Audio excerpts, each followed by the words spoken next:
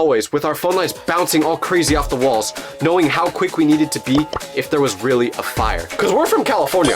If there's one thing we know out here, it's fire. And these things can spread fast. So we burst through the exit doors trying to get to the parking lot. We slowed down when we got closer, trying to remember which classroom we were completely closed. That's gotta be it. The window was way higher up than I remembered. It was at least 8 feet off the ground, and I'm 6'8". So if I can't see into it, no one can. Yes, I am 6'8", guys, and I respect women, okay? Who want me? Seriously. I told the guys I was gonna need a boost to get inside, and they immediately crouched down and cupped their hands together to help me out. I stepped into their hands, and they lifted me up. Once I could reach the window ledge, I was able to pull myself up enough to see inside. But what I saw made absolutely no sense. The room looked completely normal and empty. No fire, no smoke. Nothing spilled over inside, just dark lab tables and stools tucked underneath them. What do you see? Nothing. There's nothing inside here. Well, maybe it's not where the smell's coming from then. But the smell was way worse here than it was inside the hallways. It was leaking through the tiny crack I was peeking through. It was making my eyes water. I tried pushing the window a little wider so I could get a better look, but it was stuck. Probably because I haven't seen it move from that position since the whole time I was at that school. So I pushed harder using everything I had, and suddenly, it broke away. The window slid up about halfway, and now, the smell was so bad that I felt like throwing up. Literally, the door was gas. Oh my gosh, the smell is like that's what I thought. Not the truth about the situation. What is it? Can you say anything? No, that's weird. It looked totally normal. Except for the fact that the room was covered in some sort of haze, as if there was smoke in it recently. I pulled myself up higher, trying to get a building, and my torso in Final Destination movies I watched, where someone passed away in a ridiculous cartoon way. Just thinking, I was next up. But I turned on my phone flashlight and panned it around. Knocked over or spilled. Guys, I don't understand. Visible gases really freaked me out. The guys didn't even try arguing. The freaked out look on my face must have been enough to convince them to leave. But we needed to figure out if we're getting arrested. But what if the whole school burns down because we didn't tell anyone?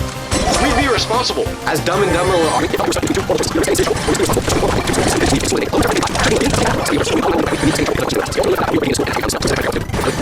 emergency number. You know, like the one they give the parents. We could call from a block number once we're far away. Just say that we were driving by and smelled something weird, and that's it. It wasn't a perfect plan, but it was something. Because our school had this number that you could call if you had any questions or concerns, and it worked 24 hours a day because it wasn't affiliated with the actual school. It was a separate company. So we decided to get out of the parking lot first and make the call once we knew we were a safe distance away. The plan was to leave everything exactly like we found it, so no one would know we were there, unless the camera saw us.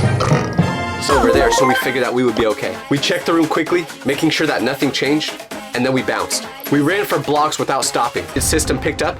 He left a message about a chemical smell coming from the building.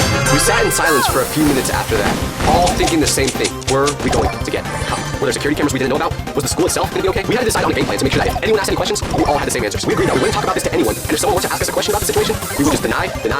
So that weekend was super nerve-wracking, not knowing what would happen next. But then, Monday came. Now we had to go back to school, and I barely slept at all that weekend. The first thing I did when I got to school that morning was check out the classroom to see if anything happened to it. But when I walked by, it looked different. There was yellow caution tape across the door, and not like just a little strip. No, the whole doorway was crossed off with this bright yellow tape that said, "You probably noticed the print business stuff. Did you know we print everything you need to brand your business? We print signs and flyers, totes, tees, mugs and more. Right now, new customers can get 15% off with code NEWS15. Because if you need it, we print it. Print.com.au. Do not enter. A bunch of students were trying to figure out what exactly it was. I tried to act normal as I walked past, just keeping my head down and looking through the weather in Cupertino. But a couple minutes before classes started, the principal's voice suddenly came over the...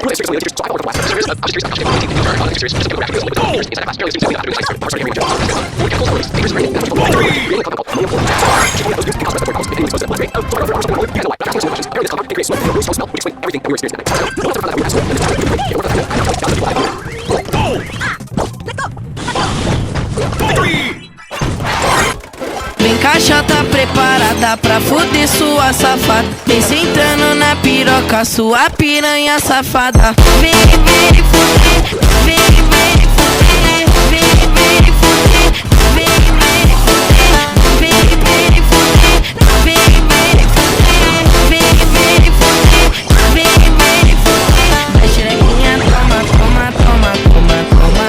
Vai xerequinha, toma, toma, toma, toma, toma. Vai xerequinha, toma, toma, toma, toma, toma. Vai xerequinha, toma, toma, toma, toma, toma.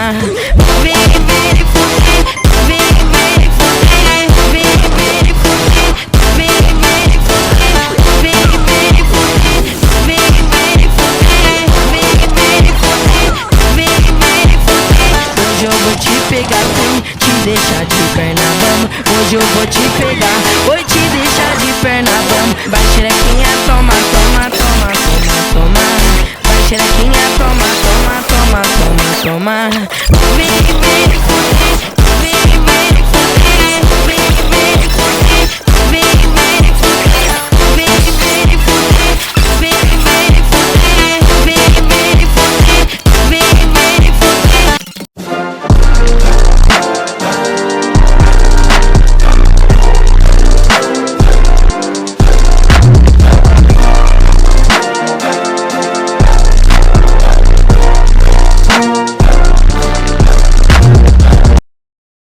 Emocional, mas não vou com plantação. Belo, vou viver a minha vida da ação. E na fonte dos tu casa, que dá dia não dá.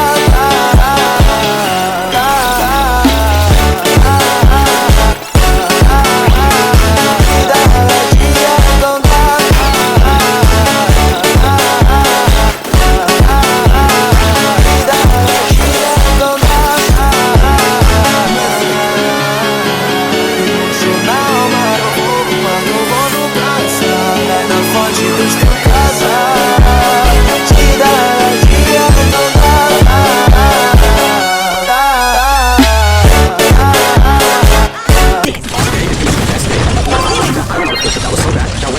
The whole class left without me.